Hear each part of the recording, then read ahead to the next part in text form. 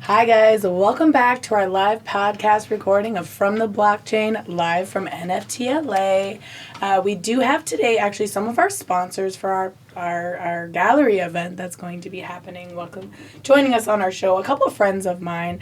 So just again, if you're just joining us, I'm NFTIgnition. I have Ashley Becky here. And just to introduce you to my friends here, I've got Jason and Nick, also known as Lord NFTs. How you guys doing today? Doing good. Doing great. Doing Good, yeah. Nick just got in on a flight, and we just got together and started talking right before this and getting everything moving. And Perfect. so we're really excited to be here. Yeah, we're super excited. Yeah, so just so you guys know, the project we're going to be talking about today is called Mine the Future. And a lot of you know that I am very heavy in the DeFi and node space. Passive income is my jam. You know, a lot of these people who are flipping and trading NFTs, it's just not a very stable form of income. So we're going to talk a little bit more about a project that kind of is at the intersection of passive income and DeFi and NFTs. So why don't you guys tell us a little bit more about that? Why don't we start with here? Thank you. That was a good introduction. So we have a project called Mine the Future, and pretty much we are giving you, or we're selling you NFTs that by holding, you're then going to earn a percentage of the mining profits from our mining facility. So we're setting up a mining facility in Argentina, and we're directly tying those profits into our project. So by being a holder, you're also a profit partner in our mining operation. Nice. Yeah, I mean, Bitcoin mining is a very technical thing. So I think a lot of people, probably at this point, they're like, if I haven't started, it's not worth starting, right? So Yeah, let's get somebody else to take care of it for us. Definitely. A very common thing that, when you go look at, what does it take to start mining, it's a lot. The cost, the knowledge, the maintenance. So we figured we'd do all that for you and just let you buy an NFT, which, we do all the time anyways. So we're just simplifying, what's a obstacle-ridden industry, and just allowing the everyday, investor, holder, degen, whatever you call us, to participate in, the mining, space, Yeah. I think the thing I like most about this project is the fact that people are paid directly in the wrapped Bitcoin. So a lot of these node passive income projects, whatever, you're earning their token. So if you have a token-based economy where the only thing you can do with the token is create more passive income, eventually you will have too much sell pressure, right? And we've seen this enough times that the price just goes down and there's really nothing that you can do about it. You can maybe make a game and give them more reasons to spend their tokens on stuff, but without developing a whole second project, there's really nothing that they can do to support the price of that token. But if you're paying people in Bitcoin, there's no way your project is going to crash the price of Bitcoin, right? Exactly. And that's one of the things that when we were looking at it, we made sure to figure out a way to do it where we're not keeping your rewards hostage behind some coin wall we create that you then have to play our game to get our reward. We're going to be mining the Bitcoin and getting the Bitcoin. So in turn, we're going to pass that Bitcoin on. It's going to be wrapped Bitcoin on Ethereum network because it's all going to be done on Ethereum network. But you're still going to claim the Bitcoin. So you can then decide if Bitcoin's at a good price, go cash out your Bitcoin. If not, hold it. And that's one of the benefits, that if you hold a miscellaneous token for a project and you forget about it, come check on it in a few months and let me know what it's worth. I missed the only chance to sell this at a profit. Exactly. It's not happening again.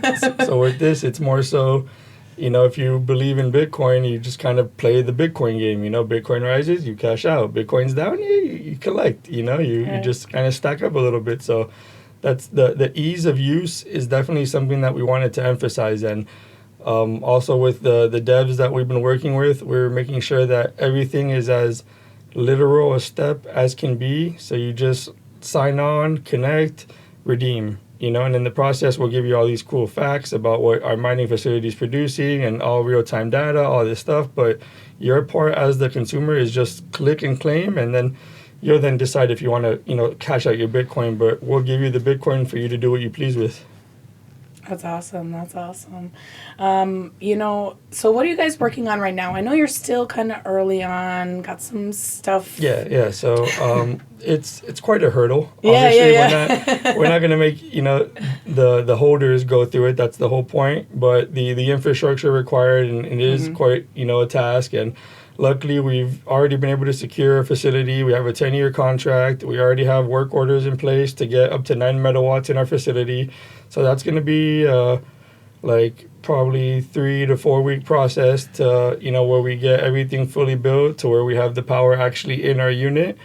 But again, that's just at that point it's just like the I guess you could say the process of how would you say it? Well, and I want to put that into reference too, because so for people that don't know what a megawatt is or how much, what we need to use for our initial amount is going to be around 2 megawatts. So we're going to have 9 megawatts available and only be using 2 of it, which is awesome for us. It gives us the ability to expand into that space. And, we're looking at this for the long haul, not for right now. So that's why we're doing it in wrapped Bitcoin. We might do a token later, and there are talks about that, but right now we want to empower people to be able to earn in a stable way that's practical, that keeps going, that there isn't just a huge sell frenzy. So that's why we're doing it like that. So how many people can be holders in your project? There's going to be 10,101 just because I thought it would be cool to do a little 1010 kind of little binary touch-in. That is, I like that. I'm surprised I haven't heard that yet. Because I thought, you can't really pick a random number and just pick that collection amount. So I thought, let me just find a way to kind of give it something related. And there's a lot of coding that goes into, all the mining stuff and the contracts. So just a cool little play on it, I am curious. So for someone like me who's so green at a lot of this stuff, I would imagine that you gentlemen starting this project, you have people around you, people who know you've been in the space for a long time. So you have people who trust you, who I imagine are likely going to buy in, right? So for them, the trust is already established and they're comfortable. But if you're, say, a rando or you're new to the space, how do you go about looking at a project like yours and vetting it and knowing that what you say you're going to do, you're going to do and feel comfortable? Yeah, I mean, that's a great question. A great question for real. And in this space, it's a question that doesn't really get answered enough, and that's one of the reasons 100%. why we continuously and however we can, we are transparent in all the things we're doing. Updating people along the way. We're all fully doxxed. Our faces are everywhere. Our names, we stand by what we're doing, and we've kind of pieced the team together to bring in the different assets that are needed to kind of not just build credibility but strengthen it. We have the NFT guys, that's us, and then we have a finance guy, that's our other partner, and then we have the actual Bitcoin mining guy who's our 4th partner, which is Nick. He's not here or whatever, but he's been working for Bitcoin mining company since 2014. He's currently operating a 30 megawatt facility in Georgia. So he's our guy. He's the one that when anybody's going to have a question, it's going to be passed on to Nick. He's also the one that's going to be providing us with the proprietary software we're going to be using to give you the real-time data so that, when we tell you you're going to be earning this much, you can go look at what we're producing, factor in what your holdings are, and then hold us to it, So we're the whole step of the way being transparent with everything we're doing because too many projects make promises before they can actually do things. So, I know it's not as common to, put your money where your mouth is, but that's kind of what we're doing is we're building everything and then we're telling you to join us as opposed to telling you, hey, come believe in us. We don't have anything, but we have great ideas, Well, I think there's a whole other component of this that should be mentioned, that we're planning on developing this into a DAO structure as well. So enabling the community to also use their NFTs to vote on the future of mining. So after somebody who doesn't really know about mining, they can kind of see how it's working, and then they can also be involved in the future of the project and what are we going to do next? Are we going to continue to mine Bitcoining and focus on that?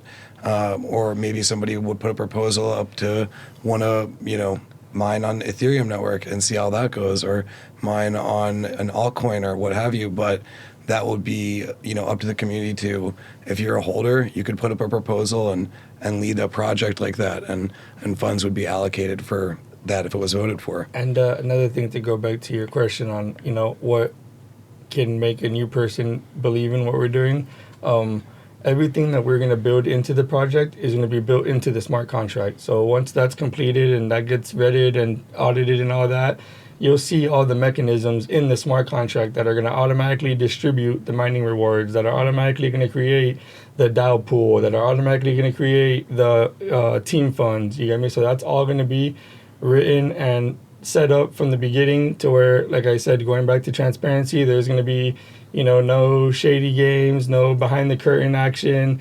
If you know about blockchain, it's all going to be on the ledgers. It's all going to be right there for anybody to see the transactions. So we're just believing in what we're building. And while we're not promising these lucrative futures, we know that the future of Bitcoin isn't going anywhere. I mean, that's my personal belief. Yeah, we believe in Bitcoin. Yeah, so, not financial advice, but yeah, and that's important for us to always say in our podcast whenever we're talking to people, involved in any cryptocurrency or any particular project, is like, not financial advice, and do your own research. And it's really important. It's really important we empower people to do that. So when you talk about transparency as an example, where would people find that type of communication? Is it in your Discord? Like, where are you communicating with your Discord community? is our main community. We're working on getting a little better at it, right? We're not necessarily marketing guys. We're working on upping the marketing to do all those kind of things, so that as we're doing these progress steps, we're sharing it along the way, which we're not as good at currently, but in the Discord, we're polishing it. Yeah, Do you need a woman to come? No, 100%. We do. Trust me. If there's one thing we need, it's the touch of a woman amongst the problem there. So not just any woman, because I will tell you do not want me running your announcement. There's a reason in the Family Discord that you have never seen NFTIgnition make an announcement, right? But I still Because have it will be your one- notifications on, so I'm the will same have way. one I'm the same long way. There's no paragraphs. There's no sections. There's no super long string-on sentence of like a ton of great info, but people are like, what am I even looking at and reading right now? Just brain fart. Just Sometimes you have there. to know your limitations and have to learn how to delegate, right? So marketing is something we're going to be delegating, but we're, as I'm saying, as we're doing everything, we're updating through our Discord. We are going to have more updates to the website pretty soon. The dev team is almost done building out the user interface, so we'll have the dashboard up. So that'll be pretty much. It won't have any real data yet because we're not yet mining, but once that all goes into play, at least you'll be able to see where the information will be, kind of familiarize yourself with it. We're going to be doing like some informative videos on, how to navigate and things like that, but try to make it as simple as possible. So we can also play on how simple it is while informing you how to use the dashboard and all that. Very cool. So, assuming we're going to have likely listeners listening to this later down the road, so your website will probably be complete and launched, and everything will be ready. And it is up now. It is open now. It's up now. It's mindthefuture.io. Okay. Discord is on there as well. Our Twitter is up, and we do some Twitter Spaces as well. So, catch me and Nick in Twitter Spaces. Would try to be there at least once a week, and more as the community grows. So What do you find is like the most common question you get when people are wanting to know more about what you're doing? The first question is usually how much money they can make. That's human nature. That makes sense. Unfortunately, nobody likes to get into anything else before they know how much money they can make. or actually also what's the mint price actually. Are we able to ask that question? Yeah, we can talk about that. So we're gonna have 3 tiers, right? It's gonna be the hodl. We're gonna make it, and a maxi, just to kind of play on again, just to name things and not make them like bronze, silver, gold.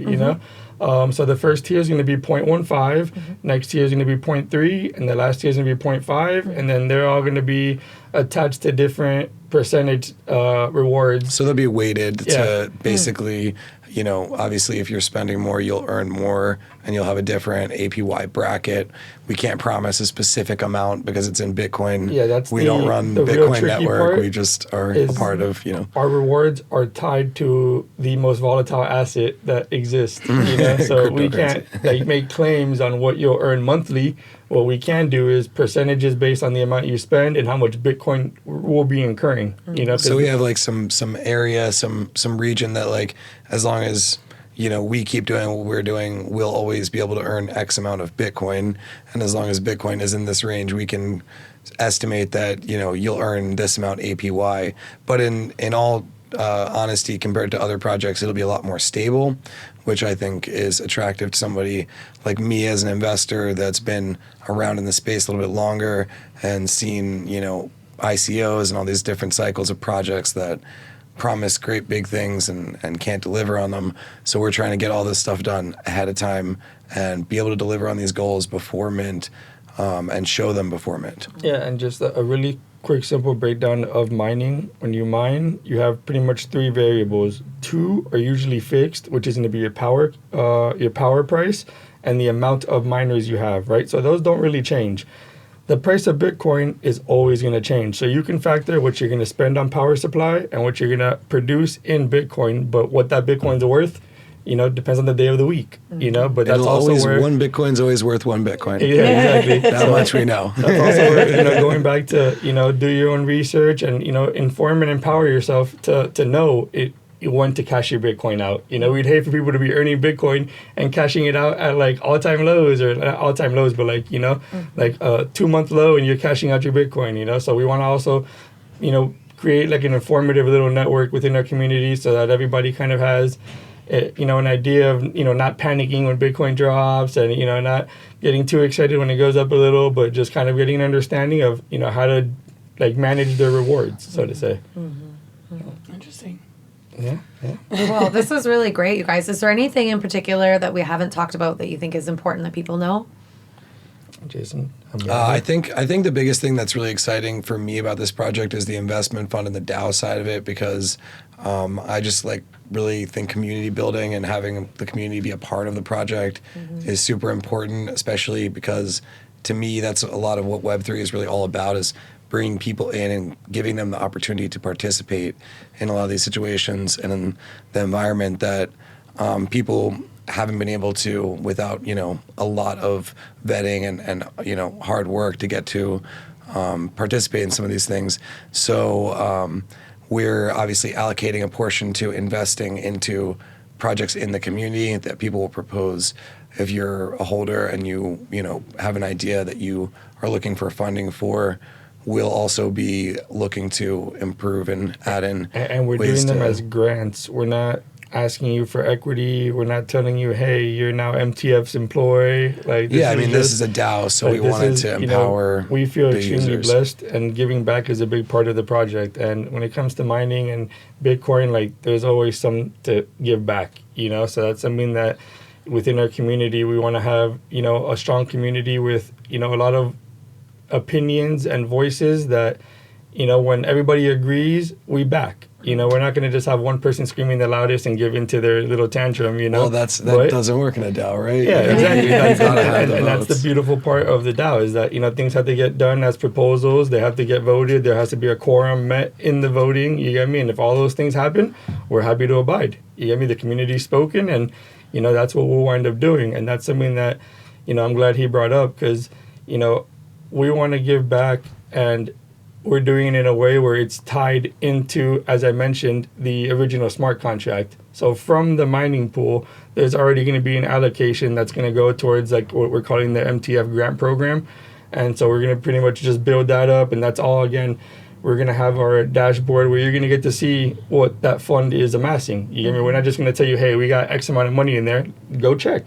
You get me? You'll be able to check. And then as we disperse it, you know, we'll say, hey, such and such just got 2 Bitcoin for whatever it is that you guys all voted for. And, you know, going on like that, really, in my opinion, like getting the most out of what DAOs can do, you know, where you have community, you have holders, and they're rewarded for their participation and engagement in that DAO. I'm wondering for our audience who's listening right now, like we try to inform them, we try to educate. We've talked a little bit about DAOs in the past, but are there any resources or any ways you've like really been able to sink your teeth in to understand what DAOs are, what they can do? Like, is there any way you can direct people to kind of, if maybe they like what you're talking about, but they don't really understand the governance side of things or the voting structure side of things, like something you can point them to that would be helpful? Yeah, definitely. I mean, there's a few platforms that if you're participating in networks, you might not even know that you're able to vote and participate. So I think one is Tally. There's one called Snapshot. And these are just tools that if you have a project, you can enable people to use them like that. So I would definitely start with checking those out if you're already in the space. If you're not, I would say, it's a tough one. I don't Maybe get in this space first. I would say DAOs ask are like level 2. Yeah. DM NFTIgnition Yes. or Board Becky. Oh, not me. I'll just say, please DM NFTIgnition. DM NFTIgnition or me or Yeah, Nick. my DMs are always open for but great questions. I think a lot of it's hard to give great information, not because there's not a lot of people working to make good information, but I think just the space moves so quickly, especially with something like DAOs where regulation is happening so quickly. People are working to try to figure out how these are going to work best.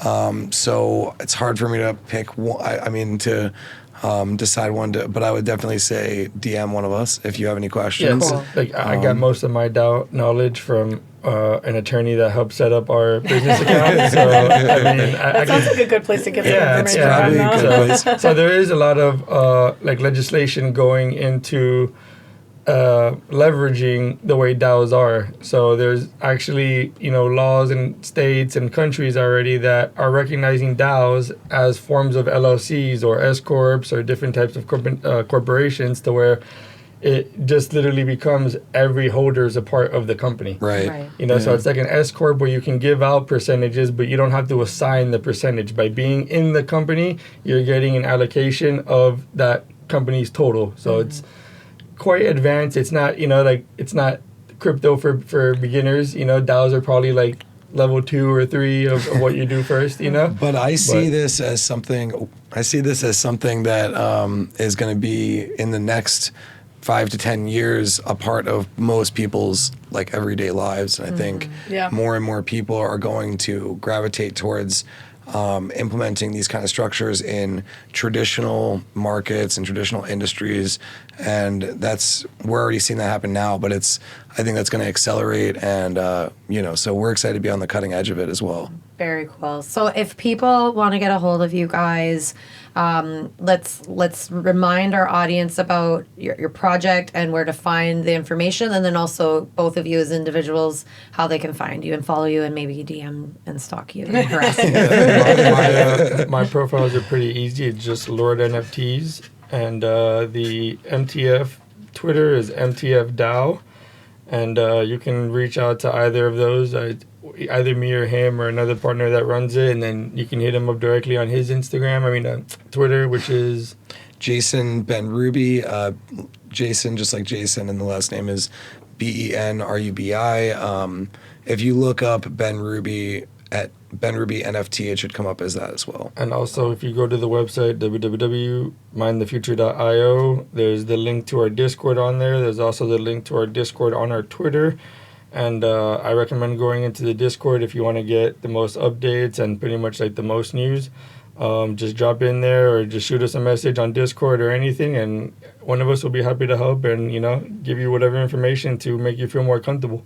Cool. Awesome. Well, I just wanted to thank you guys again for not only sponsoring our event, but also just sponsoring kind of women in general in the space, always being a great support, even just personally between us as friends. So, just thank you for that. Thank you for coming on. No, we thank you for the opportunity. It's not that often we get to be a part of something that is rather unique in the sense of it's, all you guys being women, supporting each other and uplifting each other and not being competitive, but in positive ways, where you guys bring the most out of each other instead of bringing each other down. And it's just, to me, that's a beautiful thing, like seeing the way you guys pour so much love to each other and genuinely help each other. And the amount of stories I've heard from anybody, oh yeah, Danielle's done this for me. Just like I can go through the list of random people. I'm like, oh, Danielle too? Yeah, she did this and that for me. And I'm like, damn, she's got too much time. Like, how is she doing everything for everybody? But everybody I talk to is like, oh yeah, we're just happy to be a part of it. It's awesome. Like, we're always grateful, like I said, wherever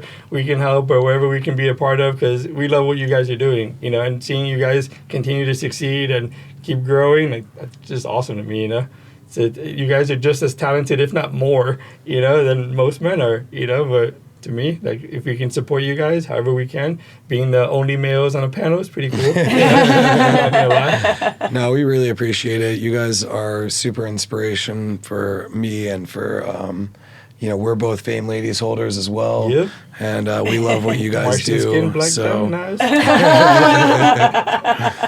so we're super happy to be here. So thank you. Wonderful. Thank you so much. Thank you. Really appreciate it. We appreciate you guys. Awesome.